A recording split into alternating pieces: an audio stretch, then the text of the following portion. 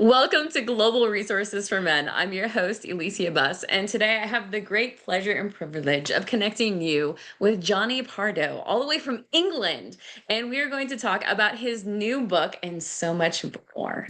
His book is Living with the Darkness, a men's mental health journey from the darkness of emotional pain to the truth of abundance and power. I think I got that right. But Jonny does so much stuff. He does really cool podcasts on self-esteem, confidence mindset, mental health. He is a strong advocate for men's mental health. And he is a breathwork facilitator because clearly the man doesn't do enough cool things. And today we're going to talk about the importance of reaching out when you're struggling, the framework around energy, psychology, and manifestation, impact of guilt, and so much more. Jonny, thank you so much for being with us here today. Thank you. I really appreciate being on. So it's going to be a fun conversation, like we were saying. We got it, and we're here. So For sure. I deeply appreciate your grace and your candor. This is going to be an impactful and fun conversation, despite the darkness of emotional pain. So, which we all experience to one degree or another, right? Like, if you can't laugh at your pain at some point, like you need to do more healing so that you can laugh at it. So speaking of which, Jonny, what brought you to the point where you wanted to write a book about emotional pain? You just like woke up one day and you're like, you know what's going to be fun? I should write about all the dark, hard shit about my life. yeah, well, you got it spot on there. Basically, it's so I've written a few books before, and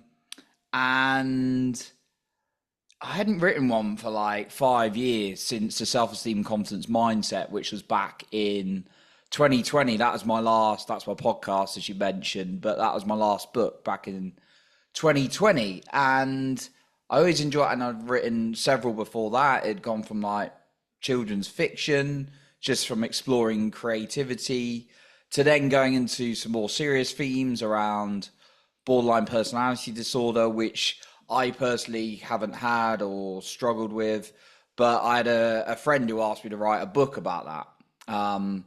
And it was surprising, like that he shared that he had it. And then I Mm. went on to more personal growth. So yeah, I hadn't written a book for a while, and I'd got into this whole world of personal growth, into like doing bits of like YouTube to podcasting, which really took off, and bits of like coaching as well, like the live coaching. And yeah, like writing a book hadn't been like on my agenda for like 2 3 years. And then like I'd gone through some quite like tough challenges in like 2023 and 2022 and 2023, after I'd really had this uprise in like 2020 and 2021, which I know bizarrely were definitely not uprises for some people, in obviously with what went on in the world. But Yeah. yeah, and then I went through lots of different modalities to really dive deep. Breath work was one of them, going to like the Amazon rainforest and doing stuff like that. All these kind of things. And then I had this like instinct, and I've always been like a very logical left brain kind of guy. But then Yeah. I started getting more in touch with my instinct, and it was like, gotta write this book. And then like I went deeper, and then really like what was calling me was to talk more about men's mental health, my own journey. And it came to me in 2023, like, you need to write this book, just like out of nowhere. And then kind of 2024, I kind of was again got caught up with life. And then it came back in like 2025, and I was like, right, I'm gonna write this book. And I was doing it in bits. And then I just got to a point, I was like, right, this book's getting out. I'm just finishing it in the next week, and it's getting released into the world. So that's a little bit of the story behind the book and my concept to it coming out. Thank you so much for sharing that with us. It's always interesting to hear somebody's why, right? Just like what's happening? Was there any part of the book that you questioned? You're like, should I actually put this in the book? Like, Yeah, it's really good. It quite a lot of the book goes into like bad habits and like things like drinking too much and that going to some dark places, which I think's, like the things I kind of shared in that, I was like, it makes me sound like a bit of someone who was like addicted to it, and it wasn't like daily or anything like that, but it was like certainly lots and lots of like binge drinking and stuff like that, which I talk about in my 20s and things like that.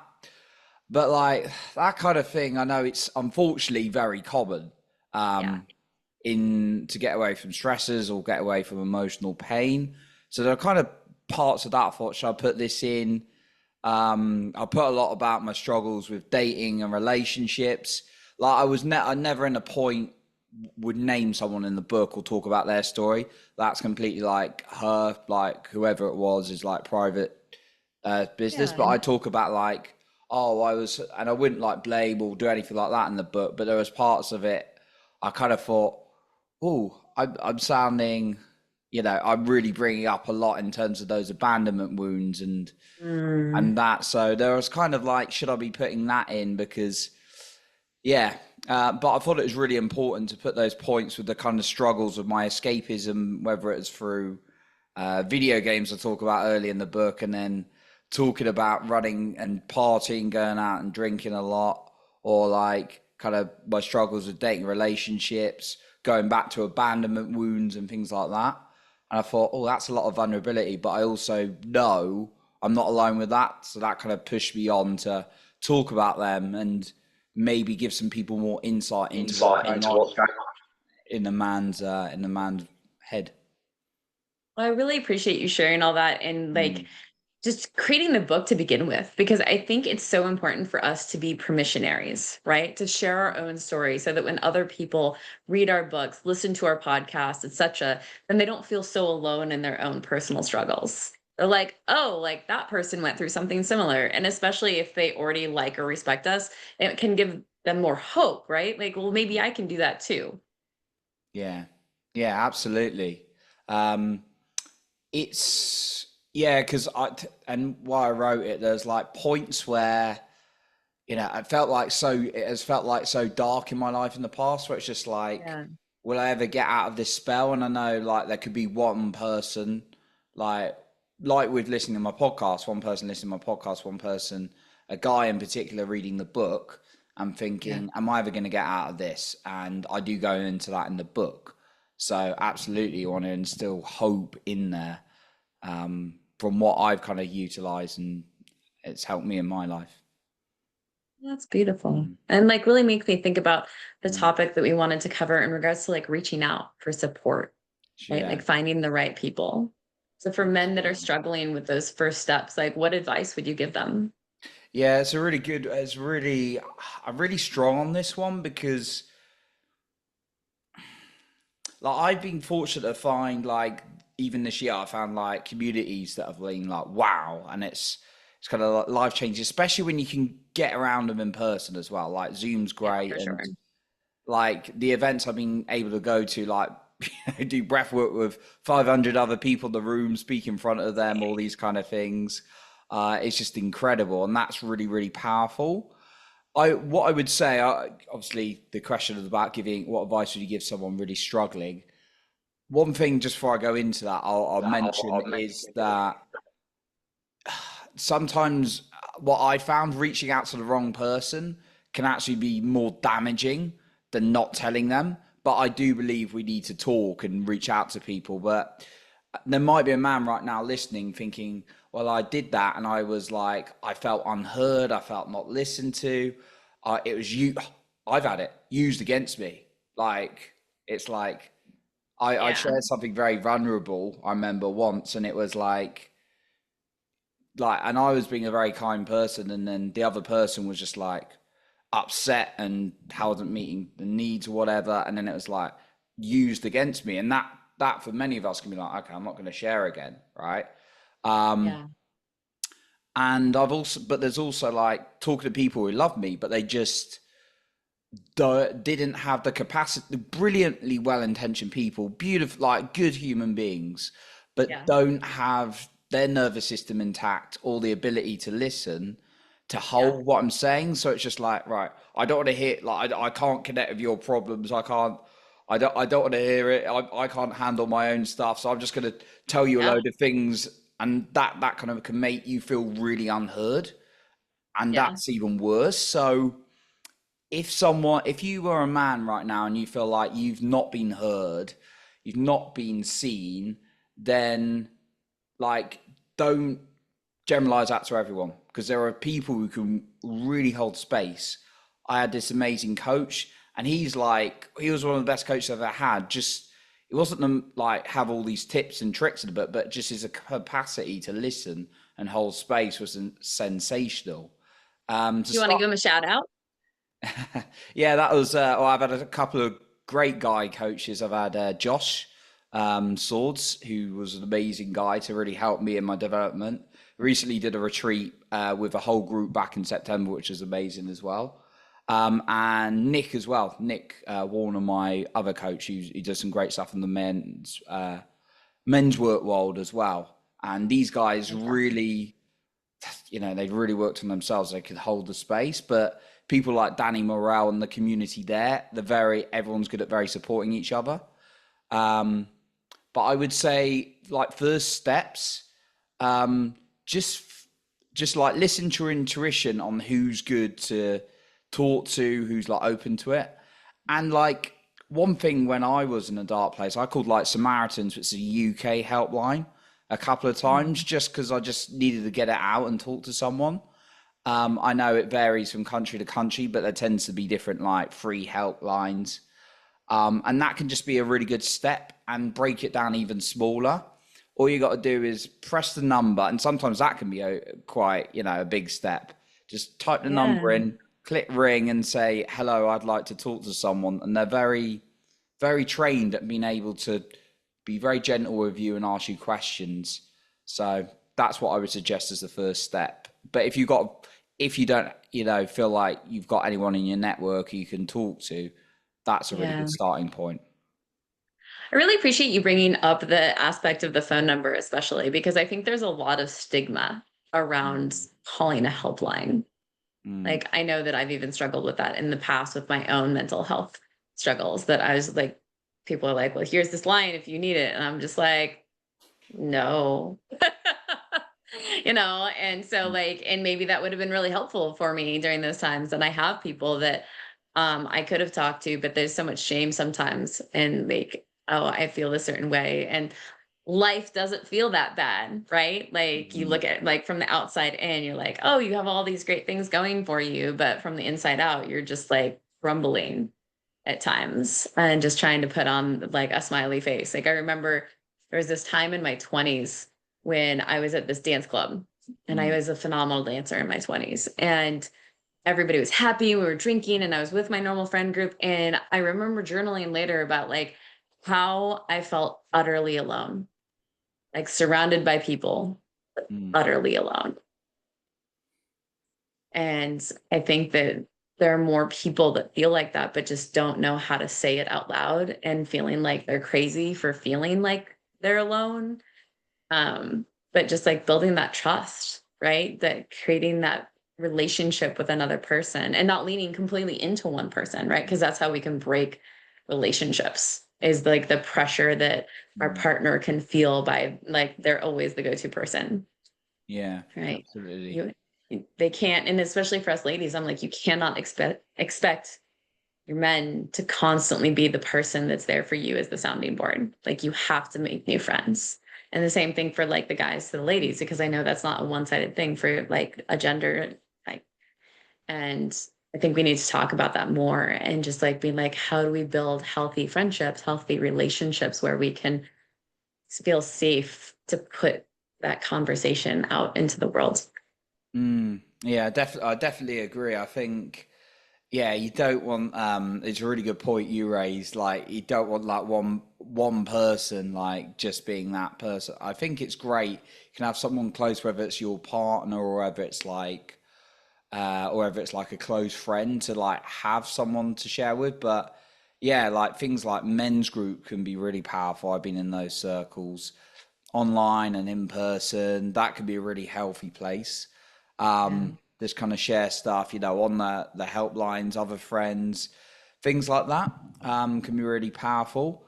I think, yeah, I think as a man, like this is just how I personally with it in like just from experience in like with like dating or with like a partner or someone like that, I would, I'd be honest, like, do you know what? I apologize if I seem a little bit off at the moment. I'm just dealing with quite a lot. But I'm actually dealing with it by talking to my men's group at the moment. I'm working for it a little bit. But it doesn't mean I don't feel anything different about you, babe, or whatever, or just be like, Yeah. but it wouldn't be like, oh my God, babe, like that, Yeah. kind of thing. That's personally how I deal with it. I'm honest, like how I'm feeling, but then like I have different groups and people I talk to about it.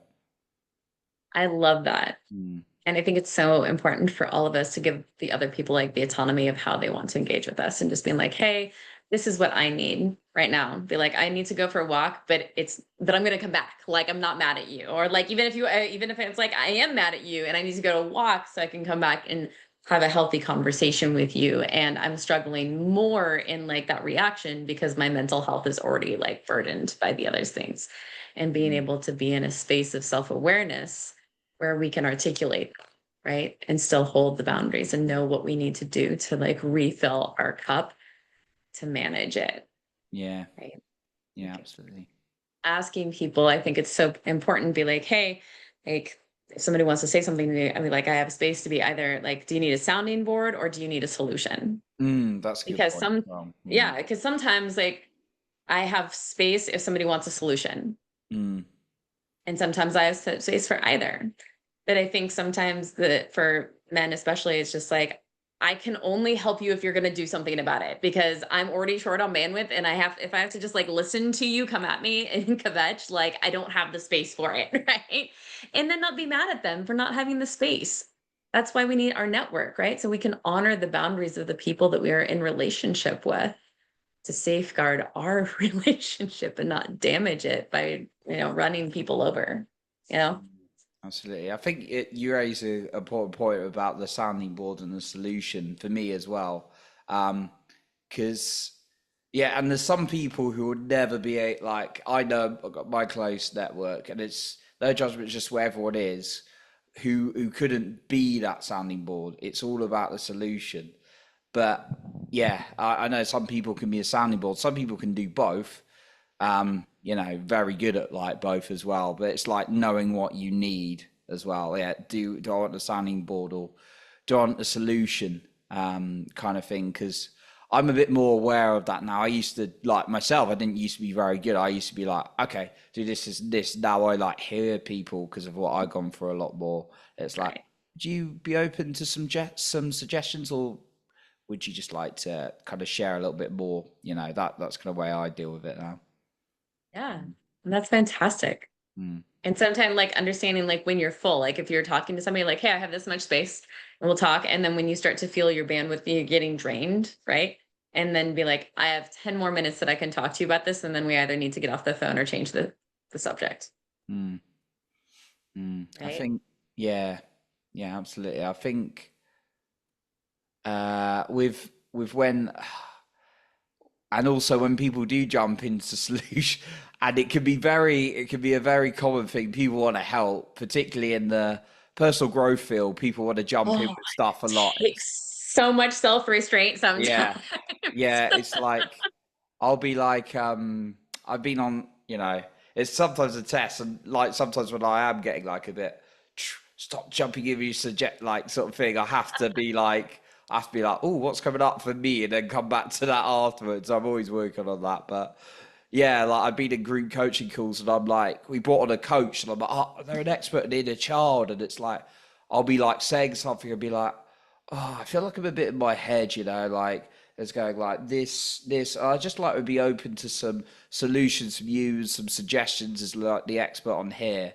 And then suddenly I've got like, several people messaging in the comments saying this. I'm like, guys, I wasn't asking you. It's just, Yeah, I mean, that's such a thing. And that folds into our conversation about how do we find support from the right people, hmm, right? It's checking in with those people to see where they are, is to yeah, find that discernment of like, are they in a space for solutions or sounding boards or like, are they safe within themselves? Do yeah, they have enough self awareness that they know where they're at, right? yeah, absolutely. And also, I'd say just because I'm always trying to think of this from when I'm talking right now, I'm really trying to come back to the point of talking to me when I'm in like when I've been in that really dark place and like anything's exhausting to think about or do. Um, Yeah. like for me, it's like what I would say back to me in that place, because I know there's many men in that kind of place, is yeah, starting off like, really, really small things each day, but knowing what you want in terms of support from people right now, because there's a time and a place where right now I value like some people who kind of like pulling me apart for things in a great way, in a good way, and like Yeah. I'm like I need that now, it's helping me grow. But like when I'm in like that dark place, like I would not need that, and I would communicate that to them. So know what you Yeah. need for yourself right now instinctively, no matter how intelligent you think the person is. You always listen to you and what you need. Come back to that, I would suggest. I love that aspect of like listen to yourself, Mm, right? Like your voice is important. Like even if you feel like it sounds stupid or like whatever, still honor that within yourself, mm, like while reaching for help. Like wants people to find help, which really brings us to our second topic, I think, of the framework of energy, psychology, and magnetism. How do we shift our energy and psychology to magnetize these amazing people into our lives? oh, I Or love this. anything else for that matter. I love this. This was I talk about some points in the book like to support people using this framework. For me, I like to keep things super simple, which I don't always do, but I attempt to do my best with it. Um, and I like to do that on the podcast. But these were the three things. One guy I learned from and had the pleasure of working with, Joseph McClendon, who's speaks at Tony Robbins. He's like lead speaker. When I was in his program, when I was working with him, it was he came up with these three things. But I, over time, all I've learned and like be from what my growth has been, these coming back to these three things really made sense in anything, and they can be applied to anything, but especially for like mentally and emotionally. So the energy is where I start. So energy for me is getting that right, and energy can be like from food, and it can be physically and mental sort of energy. So the stuff we're taking in, um, and stuff we don't want to take in as well, like physically, mentally. So paying attention to that is really, really key. And again, it's all about starting small. So it's not like you're in a dark place, go out and run a half marathon like in the next couple of weeks. But it's like, yeah, maybe you go for like 20-minute walk, drinking a couple of glasses of water, those kind of things. So Yes.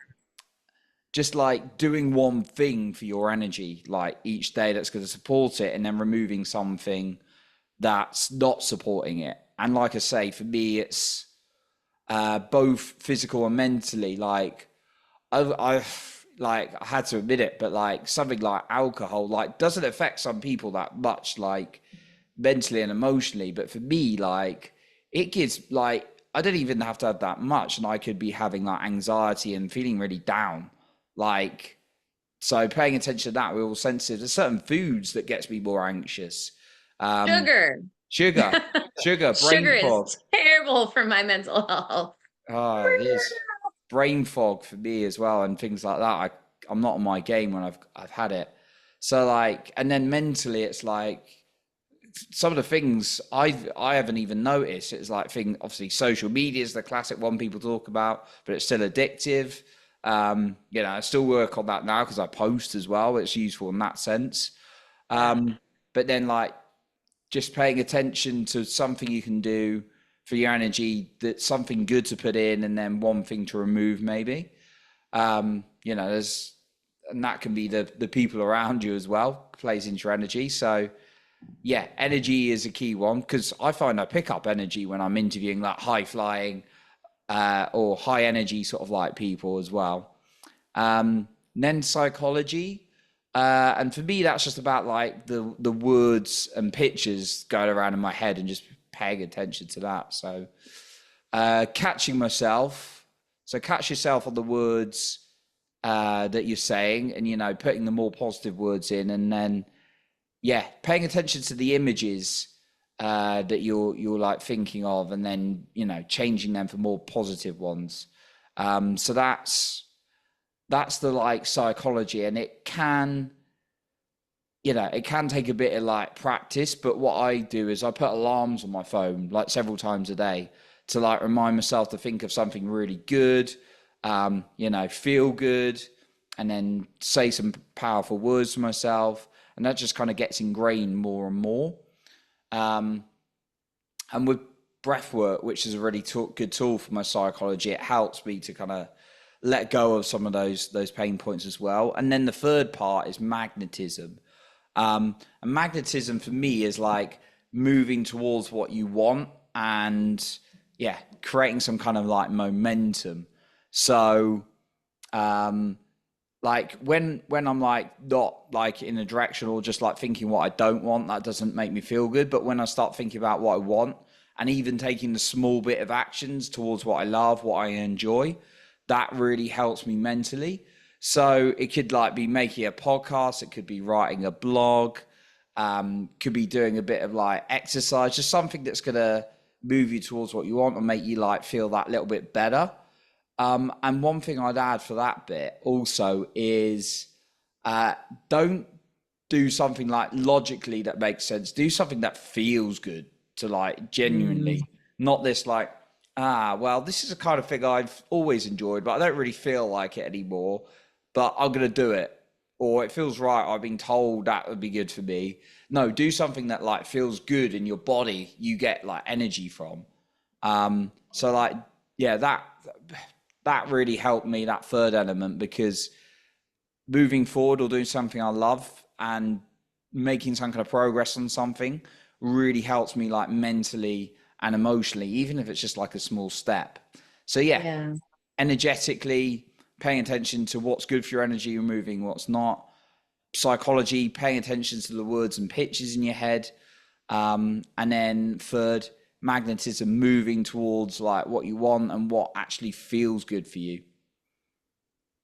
That's fantastic. Mm, useful. Are these things that you also did to help you move through grief? Grief, what really helped me with like grief, and it's still kind of like I feel like there's another depth of it for me to really like focus on like harder in the next year or so, because there's quite, there's a lifetime of it. But one thing that really helped me is like breath work has been a key one. That really, really helped. And that was like energy. That's more the energy side, I'd say, because grief is like, for me anyway, and it's what I've learned from like hearing about it, speaking to, a couple of my friends who are experts on it, or, trained in it, Yeah. is it's like very like stored in the body. Very, very stored in the body, and like things like breath work can really, really help. Um, like there's plants and medicines and things like that can also help you get to it as well. But breath work has been a very fundamental one, because it gets you into the body where like the grief is stored. And like I've done lots of breathwork sessions with people, and I've done it myself. And I've been in a room of like 500 people, like I said, and the amount of things that they were releasing, losses, not just people. Grief isn't just about losing someone. Could be situations, a complete change in life, or something like that. Yeah. Losing a significant amount of money, losing a job. I went through loads of griefs when I'd like years ago when I was made redundant and lost a job. Um, but yeah, like the breath work really helped that, because it gets into the body, and then like you suddenly have memories coming to you you don't even remember, because it's been stored away so far away. So I can't Interesting. recommend breath work enough in that sense. So should people reach out to you specifically in regards to the breathwork facilitation, or do you have someone that you would recommend that they see? I do. So breath work is something you can do daily, and I can give you some tips around. I'd recommend reading the book Breathe for sort of like daily sort of like breath work, and that's more kind of just like keeping calm and cool. But if you're wanting to go like deeper and really connect yourself, that is something I offer. So yeah, I do. I am certified as a practitioner in that. So it's crazy. Like people I've worked with, and they're just like going through their journey, and then the things they've shared with me, obviously confidential, but like profound experiences of things they've released or discovered about themselves after the session. So yeah, when I do it, it does allow people to release a lot. Because when I went through it, I experienced that as well. And I still do the sessions on myself as well, or recorded ones as well. So yeah, highly recommend breath work. Fantastic. There's so many things that you do, Johnny. Yeah, it's There's fun. so many things. Is there anything else that you would love to share with our audience? I would say um, one thing for me, the really important one, really impacts. So a couple of things, just I'll kind of like end with, is what I've learned. Well, podcast, the self-esteem, confidence, mindset. What I've learned about self-worth, self-esteem, and confidence over the years is they got slightly different differences between them, but working on all of them has helped me. Confidence is like trust in my ability to do things, but it's for different things. So if you ask me if I'm confident doing a podcast, yeah, because I do it again and again and again, build up that confidence. If you ask me if I'm confident in riding a horse, no, right? So, but I know, What? no, not sorry, Lisa. I'm confident riding a horse, right? Or music. Wearing cowboy boots right now. Yeah, all right, maybe I'll get confident. Music, no. My sister, yeah, very good singer. Me, no. But it's like that's okay. I'm all right. I'm not being confident in that. But like self-esteem is like how much I sort of like my self and kind of like doing what I say I'm gonna do for me. So I like to be as consistent. People like say to someone, I'm going to do something. And then if they don't do it, that person would be like, oh, okay. But if they keep not doing it, that person wouldn't, you know, like them or trust them very much. But we do that to ourselves all the time. So by me committing to stuff, I mean, I've just ticked off all my commitments for today. That builds a really good relationship with myself. So if you're not keeping your word to yourself, do that. And if you're in a really dark place, make the three things tiny. It can be like go for a 10-minute walk. Can be like getting up and having a shower. I remember Brendan Michard, one of the world's best coaches, talking about that. Whatever it is. And then self-worth, and I end on this, is just like how much you like you as like a person, just, being here, like just you Yeah. as you. And for me, connecting with my inner child as a man has been really powerful. Inner child work, if anyone's not familiar, is seeing yourself as 3, 4, 5 years old, very young, and then seeing any love they're lacking, and then talking to them, and I have that connection with myself very, very regularly, and that has really built a good relationship with myself. And when it's so strong, I've had moments it's like I'm really not bothered about what's going on in my other external relationships in my life. So that's a really key thing I would suggest, is really connecting with the inner child um, as well, because it's been a powerful one for me, and I go through that in the book as well. So many reasons to read the amazing book by Johnny, Living with Got it right here. Darkness. There you go. Living in the There we dark. go. Where can they find it? The book is on Amazon. So yeah, Amazon is where the only place it is at the moment, but Amazon obviously a big retailer. So it's on Kindle if you're a Kindle reader, and then it's paperback as well. Yeah, on Amazon.com, UK, all the Amazon sites. So that's where you can grab it. We will make sure and get that link into the comments for later. And this wonderful interview with Johnny will be posted on my YouTube channel, Global Resources for Men, if you want to check out the replay there later. And Johnny, where else can they find you for any of your other interesting works, for your podcasts, for your breathwork facilitation? Yeah, sure. I'm pretty active on like Instagram. I do bits on like LinkedIn as well, and I'm on Facebook. So those are the three main ones. I try and keep up with TikTok, but I recommend the first three. Um, so yeah, and then got the podcast and YouTube as well. So the handle is at Jonny C Pardoe for Facebook or Instagram, or Jonny Pardoe in LinkedIn. And then yeah, just well, type my name into any of those, and it will come. My podcast will come up as well. The Self-Esteem and Confidence Mindset on YouTube and on Apple and Spotify as well. So yeah, that's where you can grab hold of me, and I talk about the work I'm doing on myself. I like to be real where I'm at. Like, oh, a challenge came up today, how I work through it, and then yeah, talk about all different topics on the podcast as well. Fantastic. And for anybody who is listening and can't see it, that's Jonny, not Johny. Yeah, thank you. You're welcome. So, Johnny, and our last question for the day slash evening is, who inspires you in the world today? Who inspires me in the world today? I am a big fan of people who are very, I know the word authentic gets used a lot, but like got that like real like energy. They are who they are without, and they've done like so much work on themselves that they're genuinely themselves. And Mm, then there's a few names that like come to mind. Um, I'd say like Peter Sage is a big inspiration to me. Been huge. Like I had him on the podcast. That's very how I discovered him.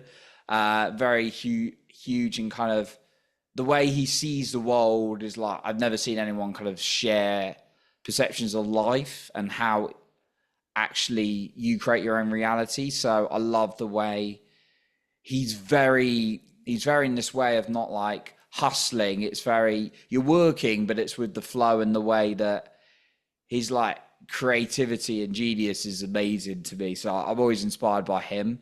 Um, Danny Morel was someone I'm hugely inspired by, but I actually only really got into earlier this year.